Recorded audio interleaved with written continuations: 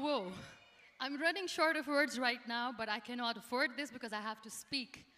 Thank you so much for all the love, for all the warmth. Thank you for accepting me. Thank you very much.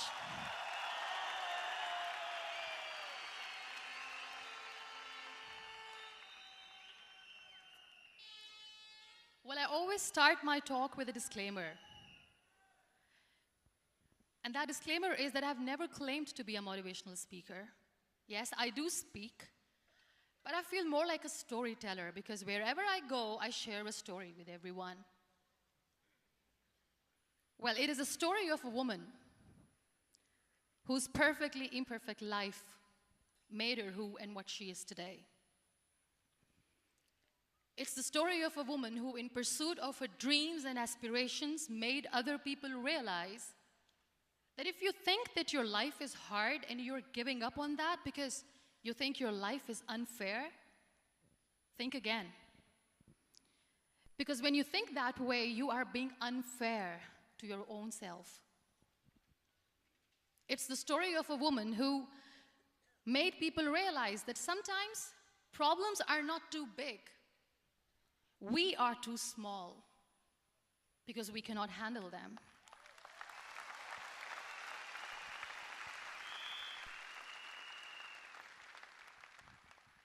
It is the story of a woman who with time realized that real happiness doesn't lie in success, money, fame. It lies within. Real happiness lies in gratitude. So I am here, and I'm going to share the story of that woman. That is my story. The story of gratitude.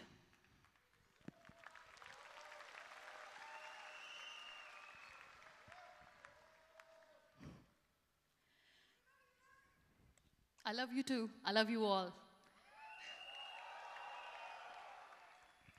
I believe in the power of words. Many people speak before they think. But I know the value of words. The words can make you, break you, they can heal your soul, they can damage you forever. So I always try to use the positive words in my life wherever I go. They call it adversity, I call it opportunity. They call it weakness, I call it strength. They call me disabled, I call myself differently abled. They see my disability. They see my disability, I see my ability. There are some incidents that happen in your life, and those incidents are so strong that they change your DNA. Those incidents or accidents are so strong that they break you physically. They deform your body, but they transform your soul.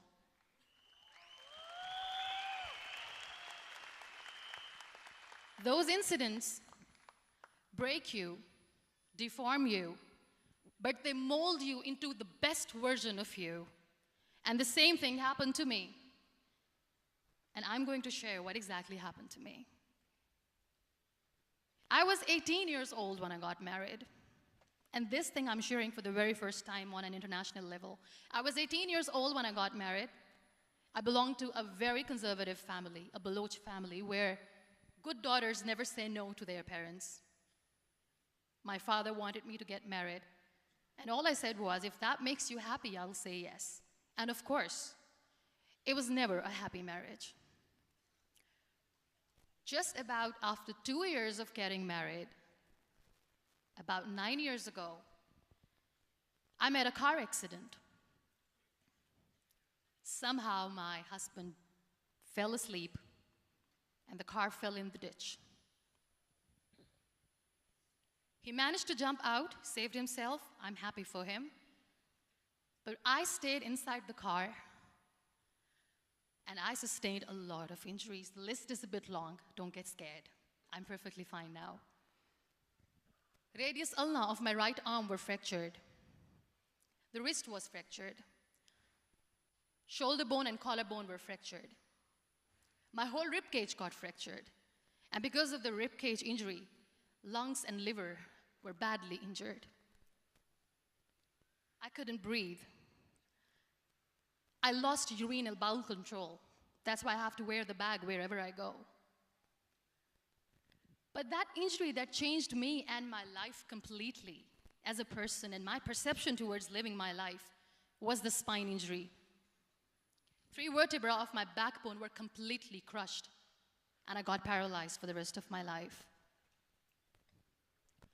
So this accident took place in a far-flung area in the outskirts of a very small province, Balochistan, where there was no first aid, no hospital, no ambulance. I was in the middle of nowhere in that toppled car. Many people came to rescue. They gave me CPR. They dragged me out of the car. And while they were dragging me out, I got the complete transection of my spinal cord.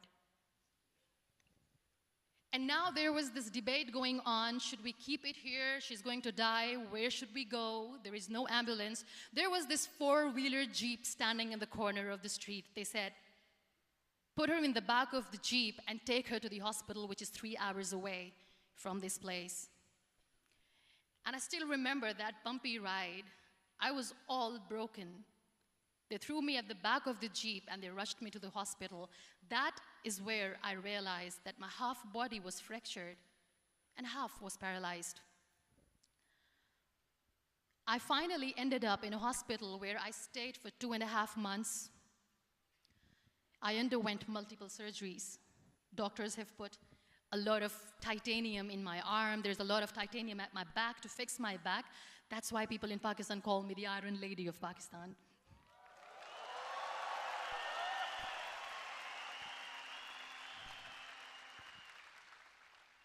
Sometimes I wonder how easy it is for me to describe all this all over again. And somebody has rightly said that when you share your story and it doesn't make you cry, that means you have healed.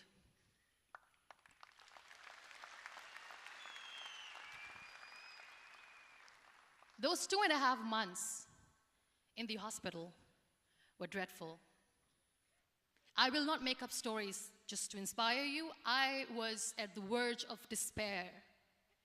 One day, doctor came to me and he said, well, I heard that you wanted to be an artist, but you ended up being a housewife. I have a bad news for you. You won't be able to paint again because your wrist and your arm are so deformed, you won't be able to hold a pen again. And I stayed quiet. Next day, doctor came to me and said, your spine injury is so bad, you won't be able to walk again. I took a deep breath and I said, it's all right. The very next day, doctor came to me and said, because of your spine injury and the fixation that you have in your back, you won't be able to give birth to a child again. That day, I was devastated. I still remember, I asked my mother, why me? And that is where I started to question my existence. Why am I even alive? What's the point of living? I cannot walk, I cannot paint, fine, I cannot be a mother. And we have this thing in our heads, being women, that we are incomplete without having children. I am going to be an incomplete woman for the rest of my life. What's the point? People are scared. They think I will get divorced. What is going to happen to me? Why me? Why am I alive? We all try to chase this tunnel. We all do this because we see light in the end of the tunnel, which keeps us going. My dear friends, in my situation, there was a tunnel that I had to roll on, but there was no light. And that is where I realized that the words have the power to heal the soul. My mother said to me, this too shall pass. God has a greater plan for you. I don't know what it is, but He surely has.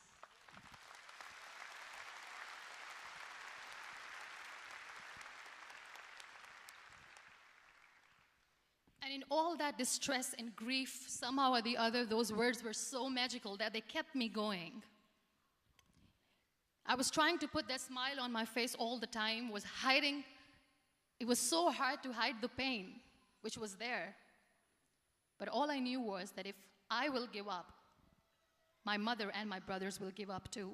I cannot see them crying with me.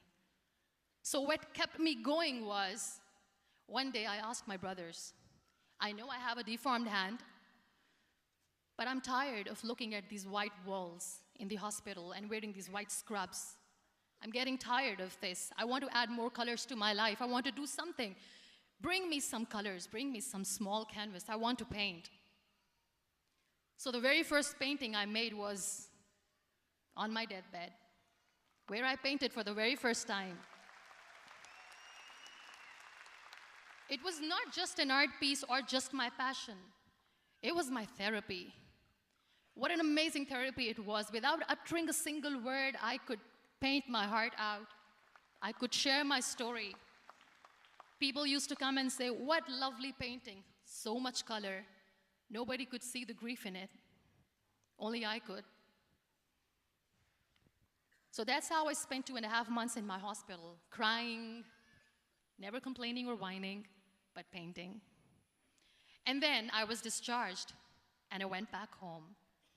And I went back home, and I realized that I have developed a lot of pressure ulcers on my back and on my hip bone. I was unable to sit.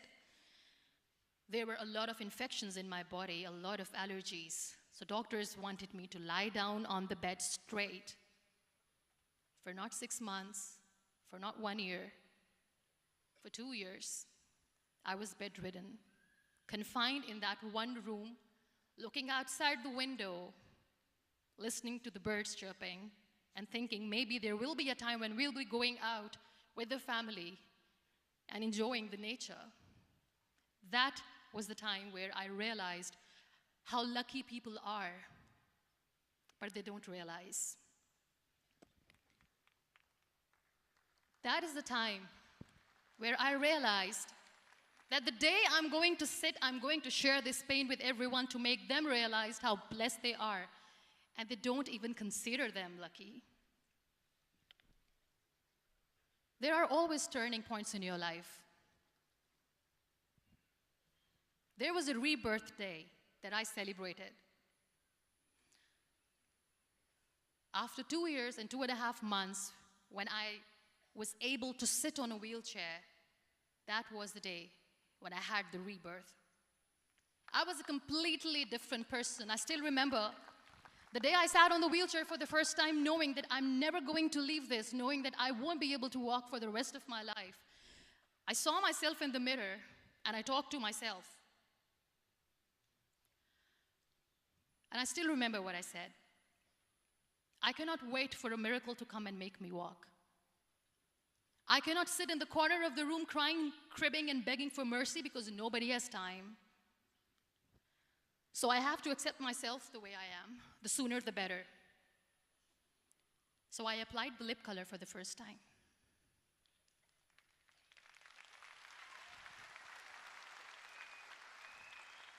And I erased it. And I cried. And I said, what am I doing? A person on a wheelchair should not do this. What will people say? Clean it up. I put it again. This time I put it for myself. Because I wanted to feel perfect from within.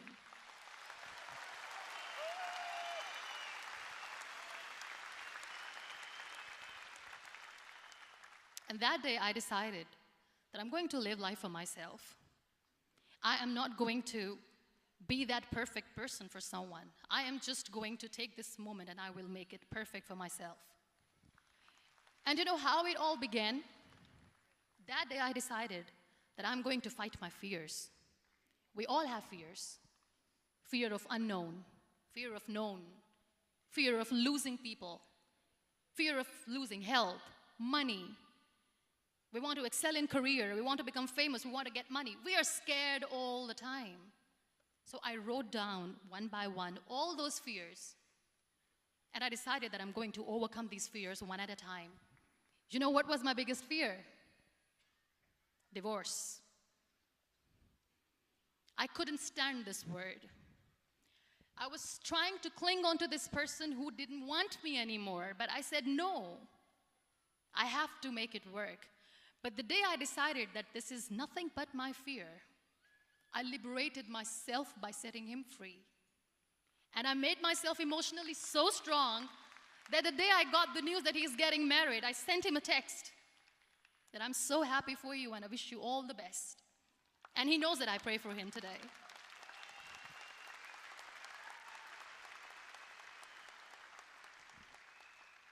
My biggest fear, number 2, was I won't be able to be a mother again. And that was quite devastating for me.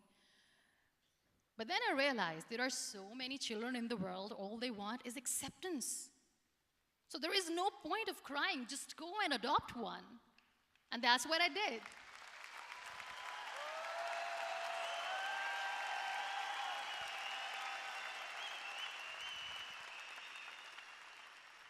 I gave my name in different organizations, different orphanages. I didn't mention that I'm on a wheelchair, dying to have a child. So I just told them that this is Muniba Mazari and she wants to adopt a boy or girl, whatsoever, but I want to adopt a kid. And I waited patiently. 2 years later, I got this call from a very small city in Pakistan. I got a call and they said, "Are you Muniba Mazari? There is a baby boy and would you like to adopt?" And when I say yes, I could literally feel the labor pain. I said, yes, yes, I am going to adopt him. I am coming to take him home.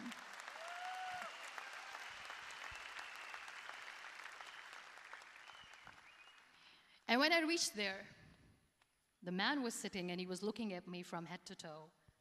And in back of my head, I kept thinking that, oh my God, he is going to say she's on the wheelchair, she doesn't deserve it. How is she going to take care of him? And I looked at him and I said, do not judge me because I'm on the wheelchair. But you know what he said? He said, I know you will be the best mother of this child. You both are lucky to have each other.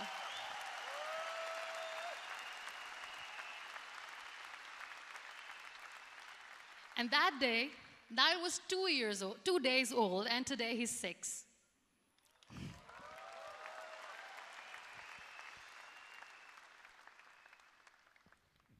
You'll be surprised to know another bigger fear that I had in me. It was facing people.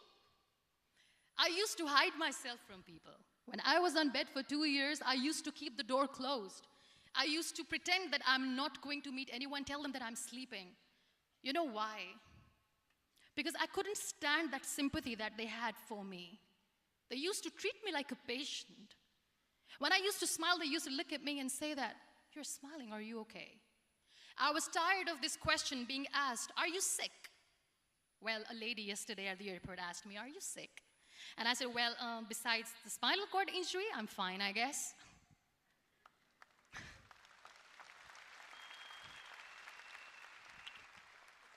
But those are really cute questions. They never used to feel cute when I was on the bed. So I used to hide myself from people, knowing that, oh my God, I'm not going to see that sympathy in their eyes. It's all right. And today I'm here speaking to all these amazing people because I have overcome the fear.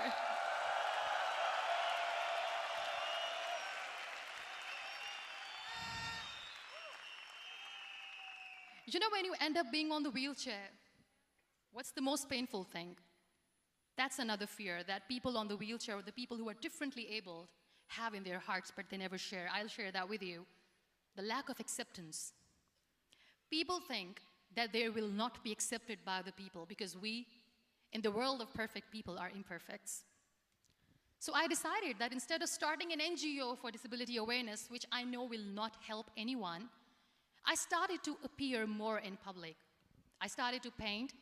I always wanted to. I have done a lot of exhibitions. I'm Pakistan's first wheelchair-bound artist. I have done a lot of modeling campaigns, different campaigns for brands like Tony and Guy.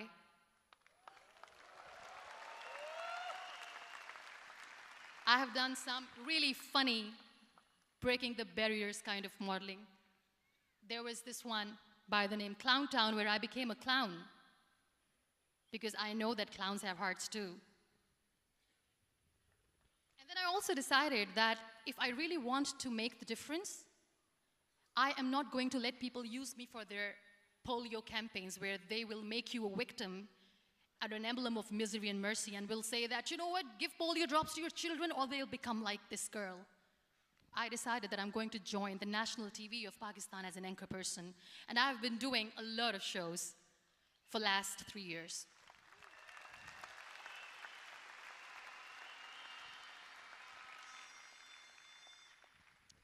So when you accept yourself the way you are, the world recognizes you. It all starts from within. Thank you. I became the National Goodwill Ambassador for UN Women Pakistan, and now I speak for the rights of women, children. We talk about inclusion, diversity, gender equality, which is a must. I was featured in BBC 100 Women for 2015. I'm one of the Forbes 30 under 30 for 2016. And it all didn't happen alone. You all are thriving in your careers. You have bigger dreams and aspirations in life. Always remember one thing. On the road to success, there is always we, not me. Do not think that you alone can achieve things. No. There is always another person who is standing behind you, maybe not coming on the forefront, but behind you, praying for you and supporting you. Never lose that person. Never.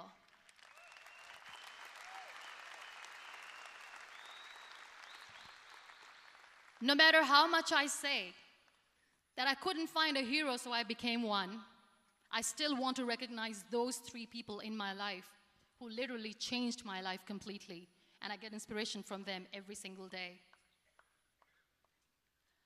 Waleed Khan. Many people know about the terrorist attacks in Pakistan. We have lost many people. And I'm sharing this with a very heavy heart because we actually have lost a lot of people in this huge turmoil of terrorism. These people are barbarians. They do not see people. They're even worse than animals. They have killed people in mosques. They have killed people in churches, temples, even in schools. There was this terrorist attack in Army Public School, Peshawar, where these terrorists entered in an examination hall and they killed our children. And in that attack, that day, this beautiful boy, Waleed Khan, who was my hero, my real life hero, was the proctor who was taking care of the students, was keeping an eye on the students.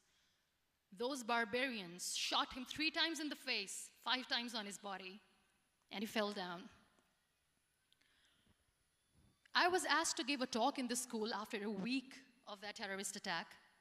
With a very heavy heart, I went there and I spoke. We sang a few national songs. I thought that maybe I've done my part, but deep inside, it was killing me. I could see children injured. I could see children sitting on the wheelchairs, looking at me, wondering, what next? What was our fault? Just because we were here to give examination, we have been shot. So many people, so many children lost their friends. Their classrooms were empty. The next day they went to the classroom. So this kid, Waleed Khan, I was asked that he is in a hospital right now, and you have to go and see him and motivate him and tell him that it's going to be okay. And when I saw Waleed Khan coming on the wheelchair for the first time in front of me, face was all deformed. His leg was fractured, his arm was fractured. He couldn't talk, he lost his teeth. He cannot sneeze, he cannot smell. He cannot eat. And I kept thinking, what should I say? That everything is going to be all right? No, nothing is all right. And while I was juggling with the words, what to say, what not to say, this beautiful child, Waleed Khan, came to me and he said, "Are you Muniba Mazari?" I said, "Yes." He said, "Baji, let's take a selfie."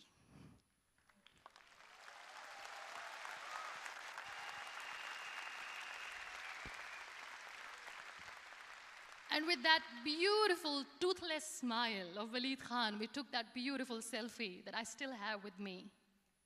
I don't share that here because he was in a very bad shape that time. And that is where I realized that when I was thinking too much about his deformities, he's happy with himself.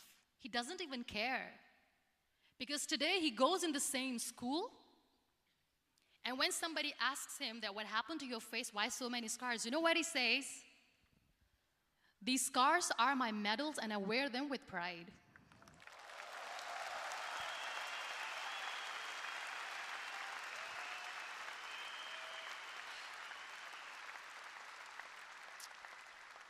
And how beautifully he says the terrorists wanted me not to study. I am going to study. I will become a doctor one day. And this is my way of taking revenge from those terrorists. Another real-life hero, of course, my son. His name is Nile, N-I-L-E, River Nile. I learned so much from this kid. The first and foremost thing is patience. How to be patient when you know that your mother cannot walk, when you know that your mother is different from the other women, when you know that your mother cannot go out and play with you, how to stay calm. He loves football. And when we got the very first football, he was 4 years old. He was super excited. I still remember he came in the room and he said, "Mom, let's play football." And he kept the ball in my feet. And he said, "Let's kick it." And that day I felt disabled. I said, "I cannot kick the ball." And I was down with the same face. He looked at me and he said, "Well, that's all right. Your legs are not working, but your hands do. Let's play catch the ball."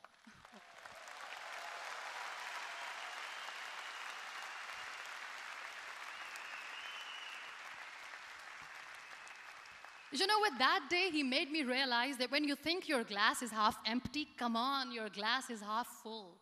It's all in here and here. Last but not least, the woman who made me realize that heroes have no gender. The woman who believed in me even when I was completely at the verge of despair, where everybody left, she was there. And every time I looked at her, without saying anything, she used to look at me and said, "This too shall pass. God has a bigger plan. And one day you will say that, 'Oh my God, that is why God has chosen me.'" She never cried in front of me. She has always said that there will be haters, there will be naysayers, there will be disbelievers, and then there will be you proving them wrong. My mother.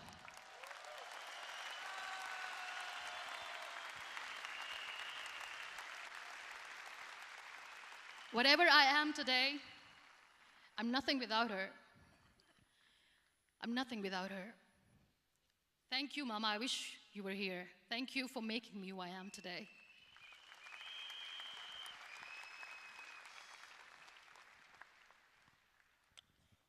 You know what? We human beings have a problem. Out of many problems, there is one more, and this is self-created one. We always expect ease from life. We have this amazing fantasy about life. This is how things should work. This is my plan. It should go as per my plan. If that doesn't happen, we give up. So my dear friends, let me tell you one thing. I never wanted to be on the wheelchair. Never thought of being on the wheelchair. I was always aspiring to do bigger things, but had no idea that for that I have to pay the price to be where I am today. It's a very heavy price. This life is a test and a trial, and tests are trials are never supposed to be easy. So when you're expecting ease from life, and life gives you lemons, then you make the lemonade, and then do not blame life for that, because you were expecting ease from a trial. Trials make you a stronger, better person. Life is a trial, and with time you realize that.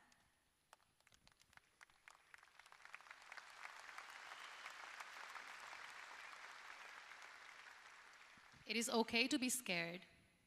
It is okay to cry. Everything is okay, but giving up should not be an option. They always say that failure is not an option. Failure should be an option, because when you fail, you get up, and then you fail, and then you get up, and that keeps you going. That's how humans are strong.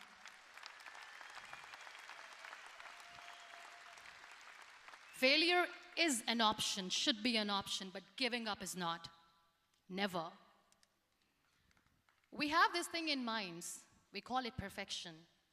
We want everything perfect. We want ourselves to be perfect. There is this image in our head about everything. Perfect life, perfect relationships, perfect career, perfect amount of money that we need to earn no matter what. Nothing is perfect in this world. We all are perfectly imperfect, and that is perfectly all right. That's all right. We were sent here not to become the perfect people. Those people who tell you how to look perfect, even those people are imperfect. Trying to fight this fear of looking imperfect. I used to be perfect. I still remember. I got this compliment years ago when I used to walk. Oh my God, look at you. You're fair, you're tall, you're perfect. Look at me now. You're still perfect. Only the perfect eyes can see that. Only the perfect eyes will see that. Only the perfect eyes will see that. So yes, in all those imperfections, you have to listen to your heart. You don't have to look good for people. You don't have to be perfect just because other people want you to be perfect. If your soul is perfect from within, that's all right. This is all what you want. This is all what you need to be. Our society has made very weird kind of norms to look perfect and great. For men, it's different. For women, it's different. We think too much about what people say. We listen to ourselves too little. You know what makes you perfect? When you make someone smile. You know what makes you perfect? When you try to do something good for the people around you. You know what makes you perfect? When you feel someone's pain. And how beautiful pain is that it connects you with people. No other medium can connect you with others but pain. That's why I always say that I'm in pain, and that's a blessing in disguise for me. Today, just because I'm in pain and I'm on the wheelchair, I work for children. Being the head of CSR for a company, we conduct medical camps in far-flung areas of Pakistan where so many kids die because they don't have medical facilities. And I personally believe just because they cannot afford to live doesn't mean we'll let them die. So we give them money, we give them medical treatment, we try to heal their wounds, physical and emotional. And I also work for the beautiful people, we call them third gender, the transgender community of Pakistan. You know what connects me with them? All my imperfections. When I go and I hug them, they never judge me. And this very good friend of mine, her name is Bijli. Bijli means electricity. She calls herself electricity. And I said, are you electricity? She says, no, I'm lightning. I'm as strong as lightning. Because we have very bad power outage, so she doesn't want me to call her electricity. So she says, I am very strong. I'm thunder, I'm lightning. She came to me, and the first time I hugged her, she said, you are just like me. And I said, yes, I am like you. Because to people, we are so imperfect. So how beautiful these imperfections are, that because of these imperfections, you can connect with people. Then why are we all running after being perfect? What's the point?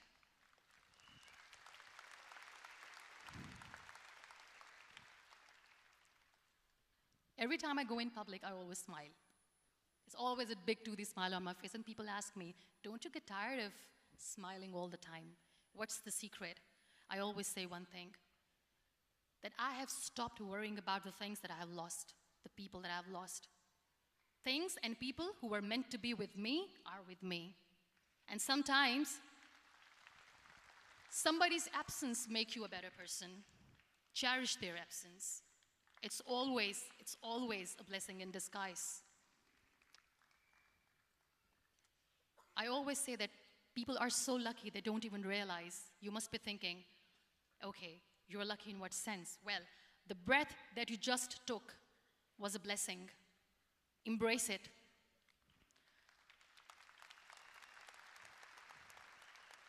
There are so many people in the world who are dreaming to live a life that you are living right now. You have no idea. Embrace each and every breath that you are taking. Celebrate your life. Live it. Don't die before your death. We all die.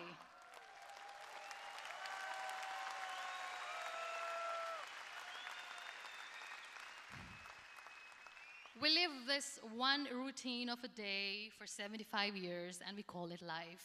No, that's not life. If you're still thinking why you have been sent here, if you're still juggling with the concept of why you are here, you haven't lived yet. You work hard, you make money, you do it for yourself. That's not life. You go out, you seek for people who need your help, you make their lives better. You become that sponge which can absorb all the negativity, and you become that person who can emit beautiful, positive vibes. And when you realize that you have changed someone's life, and because of you, this person didn't give up, that is the day when you live. Always.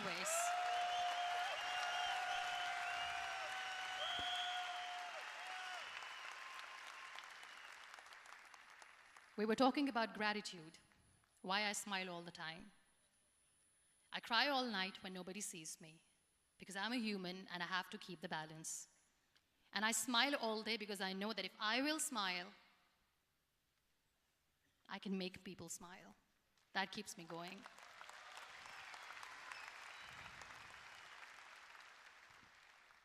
Be grateful for what you have, and you will always, always end up having more. But if you'll cry and if you'll crib for the little things that you don't have or the things that you have lost, you will never ever have enough. Sometimes we are too busy thinking about the things that we don't have that we forget to cherish the blessings that we have.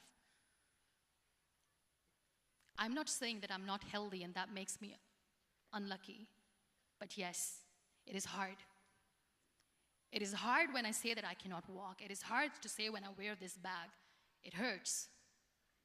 But I have to keep going, because never giving up is the way to live, always.